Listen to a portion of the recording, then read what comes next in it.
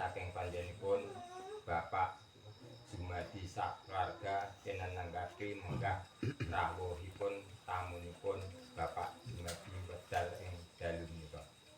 Namung saderengipun kawula matur langkung rumiyin sumangga kita manjataken rasa puji dalam puji syukur wonten ngarsanipun Gusti Kang Maha Kuwasa katitik ing sakdalu menika kita lan panjenengan sedaya saged rawuh mangempal manunggal wonten pondhokipun Bapak Jumadi sakeluarga kanthi wilujeng boten wonten alangan setunggal punapa-punapa. Sholawat menapa dening salam kita aturaken junjungan kita Nabi Muhammad sallallahu alaihi wasallam. Mugi-mugi ingkang sami rawuh dalu menika pikantuk pitulungan saking Kanjeng Nabi Muhammad sallallahu alaihi wasallam wonten ing alam donya langkung-langkung benjang wonten ing jaman akhir. Amin amin ya rabbal alamin. Kunjuk dumateng panjenenganipun para bapak, para ibu saderengipun acara dalu menika dipun wiwiti nggih menika kula nyuwun pangapunten kula minangka talangatur saking panjenenganipun Bapak Jumadi sakeluarga pindah ngaturaken sugeng rawuh sugeng pinara lenggah kanthi sekeca lembut pilih anggenipun nyaosi salam taklim setunggal bapa setunggal Bapak Jumadi sakeluarga lumantar kalwa kula tansah nyuwun pangapunten ingkang sak ageng-agengipun lan ugi anggenipun nyaosi papan pilenggahan kirang trep kirang remenaken dhateng tamu undangan kakung putri Bapak Jumadi sakeluarga lumantar kawula kula tansah nyuwun pangapunten ingkang sak ageng-agengipun. Lan ugi nggih menika kula minangka talangatur saking panjenenganipun Bapak Jumadi sakeluarga nggih intinipun kawula kasuwun wonten mriki tepangan rumiyin panjenenganipun Bapak tamu ingkang saking Suruh nggih. Suruh nggih. Suruh kula nami kula Bapak Ladi kula atas nami Ketua RT Lingkungan RT Gansal iki. Lah menika saderengipun kula tanggapi atur saking panjenenganipun Bapak Ibu saking nggih menika Suruh menika kula minangka talangatur saking panjenenganipun Bapak Jumadi sakeluarga nggih menika intinipun panjenenganipun Bapak utawi Ibu saking Dukuh Suruh ya. Suruh panjenengan dalu-dalu menika sampun kersa sampun rawuh wonten nggih menika pondhokipun Bapak Jumadi wonten ing Dukuh Sumberjo Desa Wirjo Baru Kecamatan Miri kalebet wewengkon Kabupaten Sragen. Intinipun panjenengan Bapak Ibu wonten ing dalu menika rawuh wonten dalipun Bapak Jumadi menika mangke wonten wigatos sing menapa kula aturi matur dumateng panjenenganipun Bapak Jumadi sakeluarga. Namung saderengipun panjenengan matur nggih menika kula nyuwun pangapunten mangke ingkang nanggapi atur saking panjenenganipun Bapak utawi Ibu saking Suruh mangke kalau aturaken ingkang nanggapi panjenenganipun Bapak Darto. Wekdal sakwetahipun nggih menika sumangga panjenenganipun Bapak Ibu saking Suruh wekdal kawula semanggaaken panjenengan sedaya. Assalamualaikum warahmatullahi wabarakatuh. Mateng bapak-bapak, ibu-ibu sampun dumugi mriki nggih menika ngaturaken nyeksani kula sak rombongan nggih pun tunjuk saking Mas Deni supun putranipun Ibu Yati. Alhamdulillah ing mriki matur suwun sanget saged pemanggihan dumateng keluarga Bapak Jumadi sakeluarga mugi paringana berkah barokah dumateng Allah Subhanahu wa taala. Alhamdulillah kanthi sehat mboten walang tunggal punapa kang menawi perjalanan ing mriki mugi-mugi nggih dugi sama nggih punduripun kula sak rombongan paringana lancar mboten ana tunggal punapa. Makaten mugi kula aturami ing nggih derek ngenalken kula Swita ingkang dipun ditunjuk dumateng Mas Jeni kalih Bu Nyati ingkang damel perwakilanipun kula ing mriki badhe mentahkan ing Mas Jeni dipun maringi nomor niku kenangletaken putrinipun Bapak Jumadi punapa leres Mbak sinten Sri Wahyuni menika napa dereng wonten ingkang nggadhahi kula nggih dereng mangertos inggih panggalipun dipun kali Mas Jeni dipun pundhut damel bebrayan dumugi akhirat zaman menika. Makaten genipun kula matur mugi sageta dipun tampi kenging keluarga Pak Jumadi sakeluarga kados pripun penanggapanipun kula wasulaken dumateng Bapak Jumadi. Matur suwun. Assalamualaikum warahmatullahi wabarakatuh.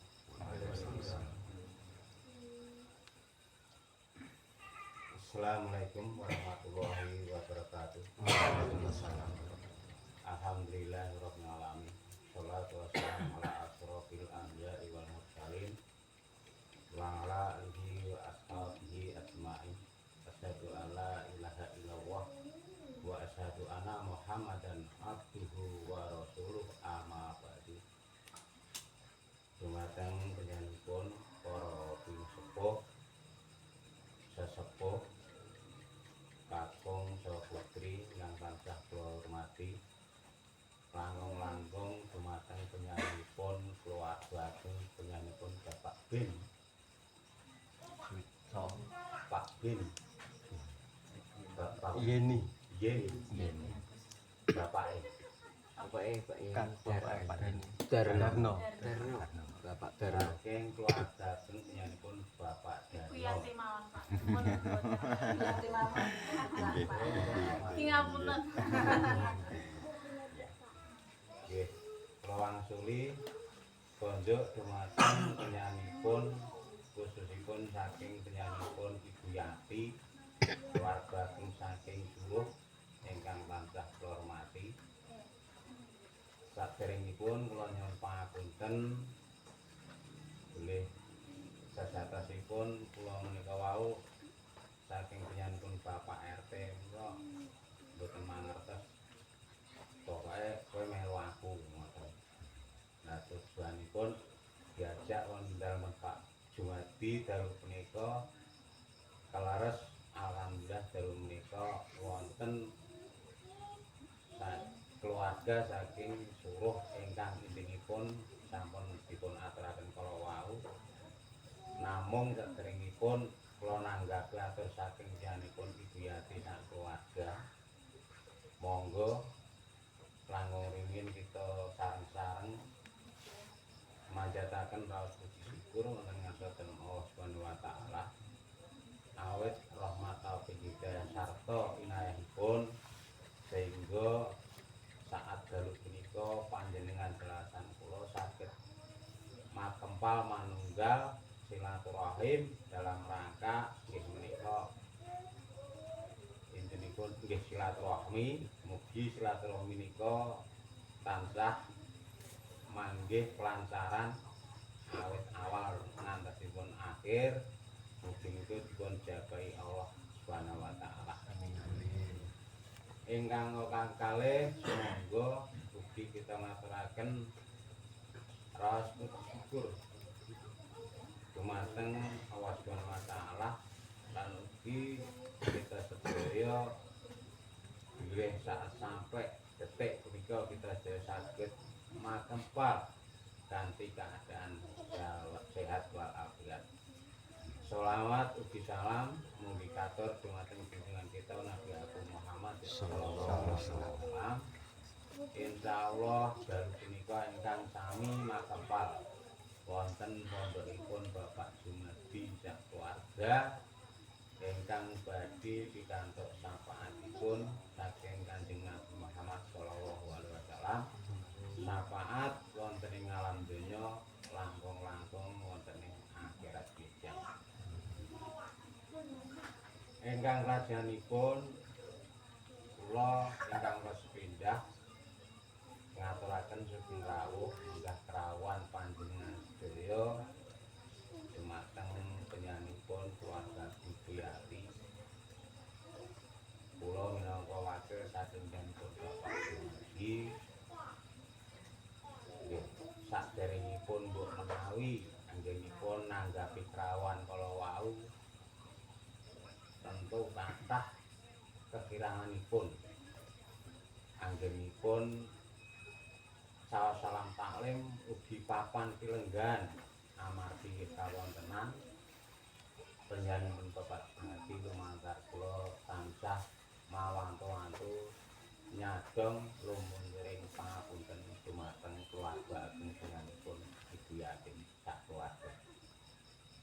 Ingkang kelajenganipun pokok inti dalu punika saking tiyang Ibu Yatin sak keluarga ingkang tinanggenah matur bilih dalu punika praya saking puruh dumugi padukuhan Sumberjo niki ingkang tujuanipun mbok bilih nanjihaken napa leres saking panjenengan Bapak Jumadi ingkang sepindah kagungan putra ingkang nami Sri Wahyuni menika leres.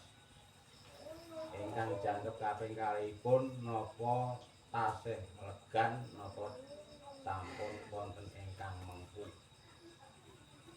Masalah legan menika memang saat menika tasih legan. Lah ingkang mengku nggih tiyang sepuhipun. Namung perlu kula matur dumateng panjenengan sedaya menika mboten buka aib menika mboten. Namung sejatosipun mbok menawi kala wau sampun matur bilih menawi tasih longgar utawi legan badhe dipun ajak bebrayan saking tiyangipun keluarga ageng Ibu Yati.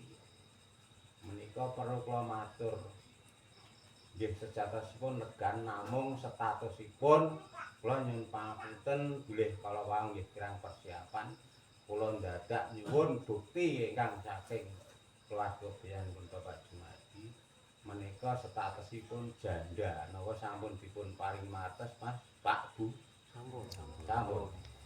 Nah nek menawi sampun dadan sampean panjenengan sedaya nggih sampun mangertosi istilahipun posisinipun nggih mekaten kawontenanipun keluarganipun Bapak Jumadi nggih mekaten kula namung nyuwun pangapunten wontenipun ingkang pokok intinipun mbok bilih panjenengan sampun mangertos statusipun panjenenganipun Mbak Sri Wahyuni statusipun kulaturaken kala wau sampun mangertos ugi sampun ngawuniani monggo kantun panjenengan sedaya atur panjenenganipun Ibu Yati kula minangka taling atur saking panjenengan Bapak Jumadi kula tampi mbok bilih panjenengan sampun panjenengan istilahipun sampun dipun penggalih ingkang saestu sepindah malih inggih kawontenanipun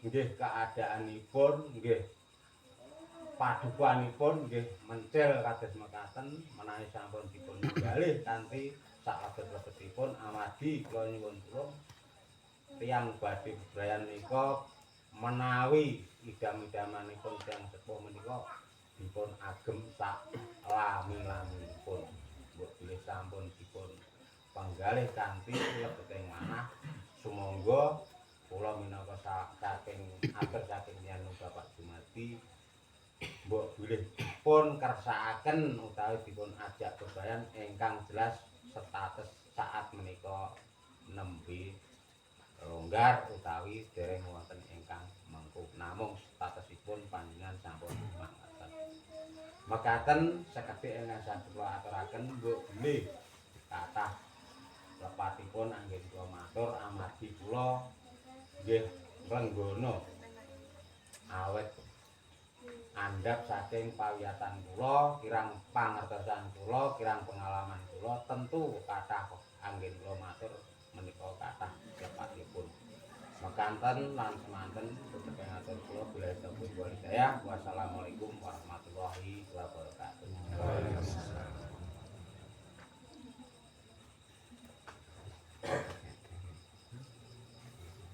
Makaten lan semanten menika tanggapan saking panjenengan Ibu Yati saking Suruh.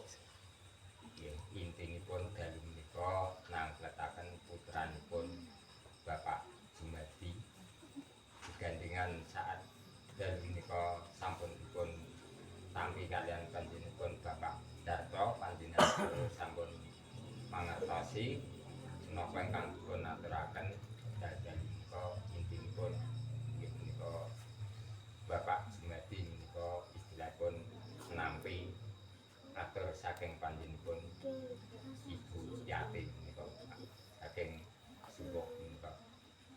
Ingkang salajengipun nggih menika Bu bilih Bapak ingkang mewakili saking Ibu Yati bilih konten tambahan malih semoga badhe matur.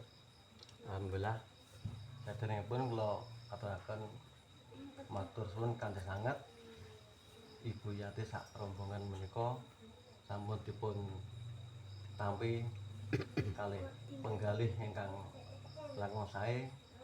Saderengipun kula badhe sanget kalih Mas Yeni napa leres estu kalih Mbak Sri Wayuni dipun pundhut bebrayan dunia akhirat. Insyaallah leres Mas. Ya, alhamdulillah Mas Yeni pun maringi atur jawaban ingkang kanthi sae. Nah samenika nggih kaketong sakedhik badhe maringi napa kula piyambak mboten matos kula wangsulaken dumateng Mas Yeni.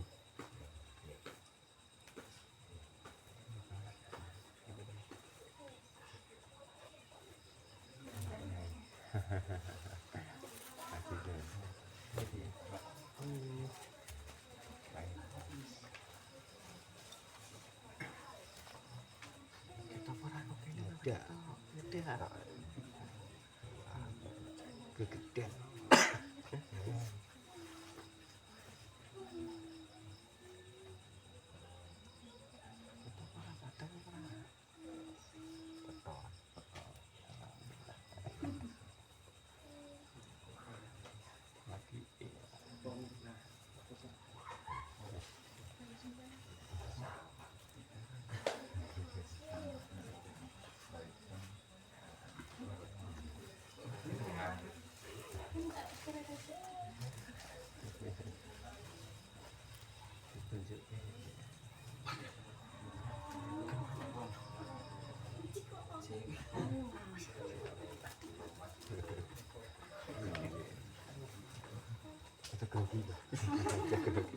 Kayak lu tahu ya.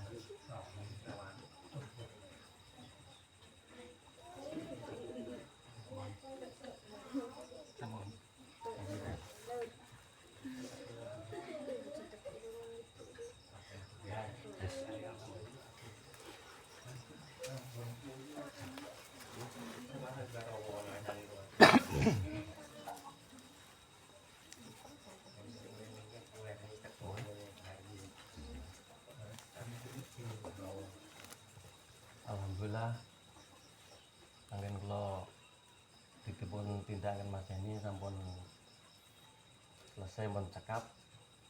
Mbok bilih kula sak rombongan Ibu Yati, sak rombongan muni wonten kekiranganipun khususipun kula piyambak anggenipun matur dumateng Bapak Jumadi sakeluargi. Mbok bilih kula wonten kesalahan utawa wonten kelintak-kelintak pun matur dumateng keluargipun Bapak Jumadi. Kula nyuwun agung pangapunten dumateng keluarganipun Pak Jumadi sekalian. Mugi-mugi nggih kula dumugi mriki Buya serombongan dipun pikantuk berkah bareng dipun Allah Subhanahu wa taala dipun langgengaken anggenipun silaturahmi dadosaken keluarga ingkang sakinah mawaddah warahmah. Tetap semanten ngene matur kula. Assalamualaikum warahmatullahi wabarakatuh. Waalaikumsalam. Matur nuwun dumateng pun Bapak ingkang mewakili saking pun keluarga Ibu Yati dan menika pindah nyuwun pangapunten dhateng keluarganipun Bapak Jumadi. Nggih, Bapak Jumadi sak keluarga mboten kaberatan sekali pangapunten dumateng panjenengan sedaya lan ugi semonten ugi keluarganipun Bapak Jumadi sak keluarga wekdal menika mbok bilih anggenipun nanggapi kerawuhan Ibu Yati sak rombongan wonten kekirangan samudayanipun sedaya nggih menika wonten sak lebetipun beliau wonten iki Bapak Jumadi tansah nyuwun pangapunten ingkang saageng-agengipun dumateng keluarganipun Ibu Yati sak keluarga. Namung saderengipun kawula tutup nggih kula perlu matur utawi tangket kalian Mas Yeni. Nggih, Mas Yeni. Mas Yeni saat dalu menika emang nggih leres menika sampun istilahipun dalu menika istilahipun panjenengan dugi dalemipun Bapak Jumadi menika istilahipun badhe nggih menika bebrayan kalian putranipun Bapak Jumadi ingkang nami Mbak Sri Wahyuni. Jenengan pun mang penggalih sak lebet-lebetipun nggih. Nggih, nampun menika panjenengan menika kula nggih badhe tanglet Mbak Sri Wahyuni.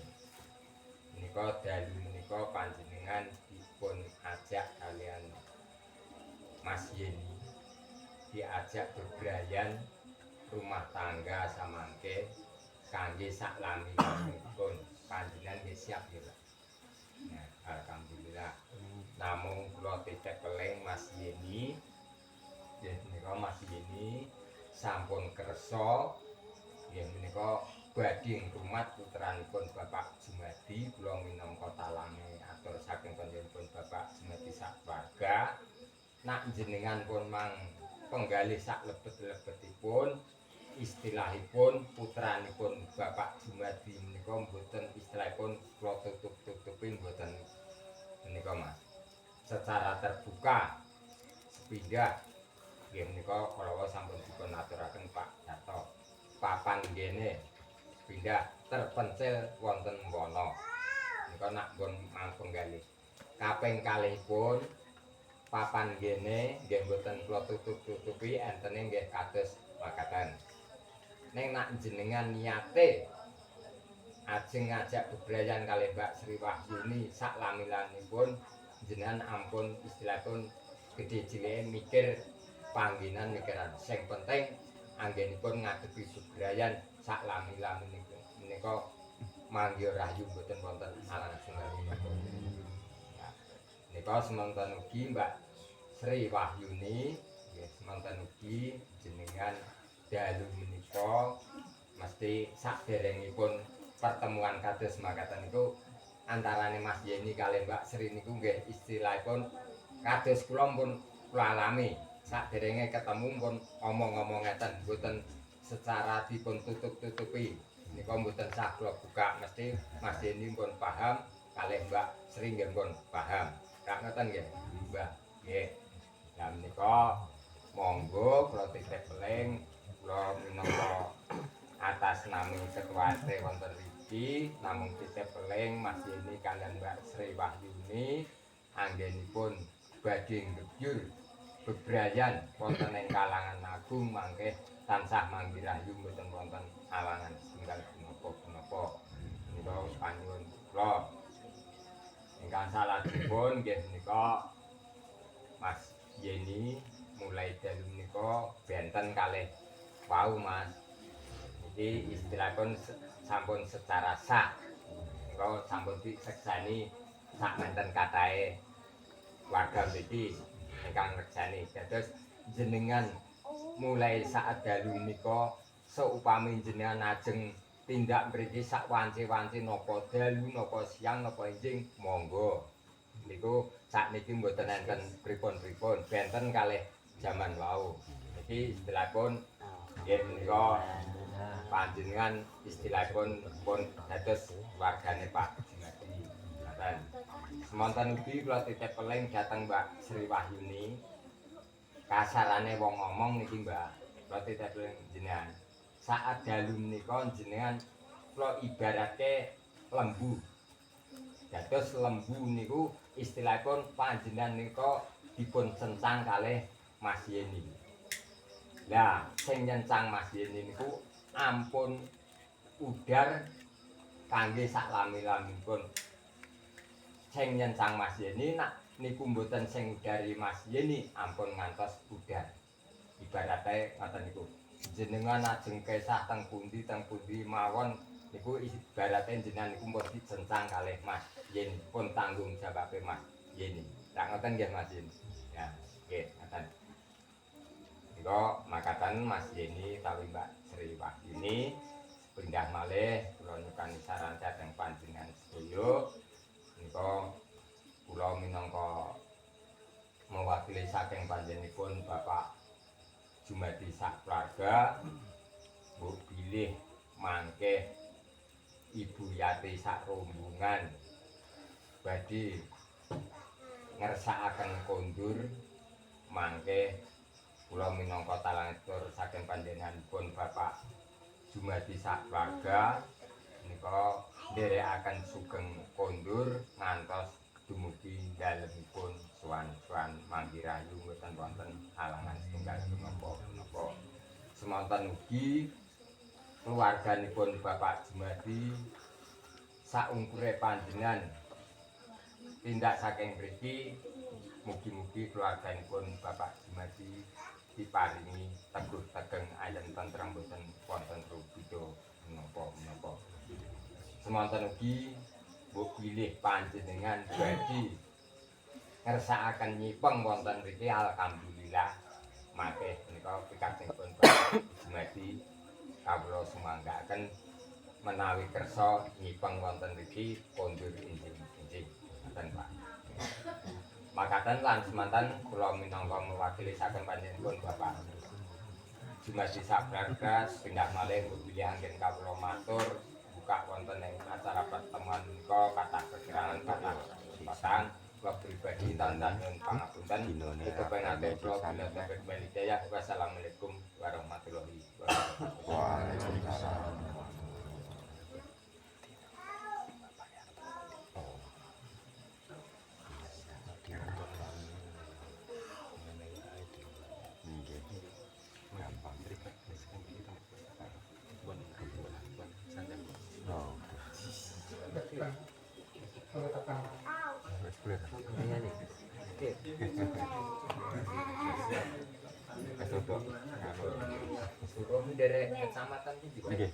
Suruh kabupaten biasanya Cekilan.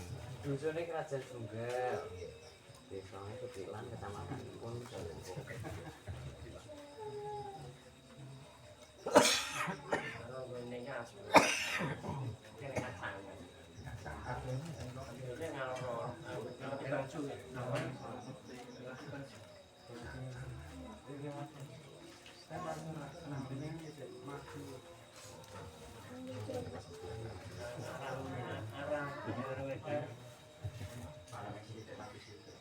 Mriko kosal nggih, Pak.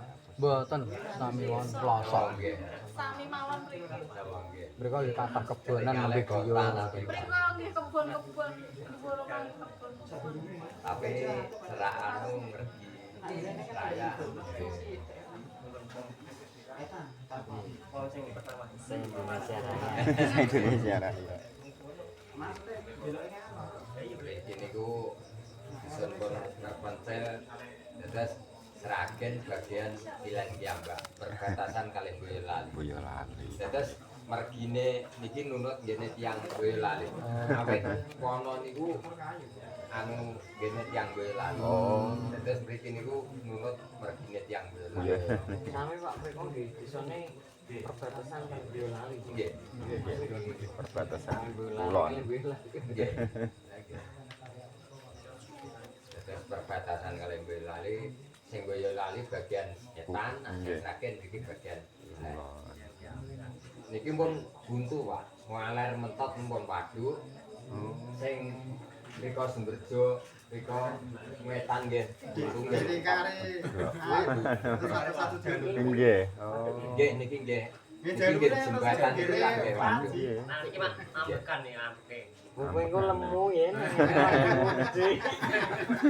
Isine tiang mancing terus Isine tiang mancing. Iki Nggih. yang keng tebe-tebe niki. Kan niku sing standar. Niki mungkin mriki demo jujukan teng. Jijing mawon. Arek supaya arek seket meter jijing mawon. Jijing mawon. Lewat mantau ya teng jembatan kadang nggih niku wae.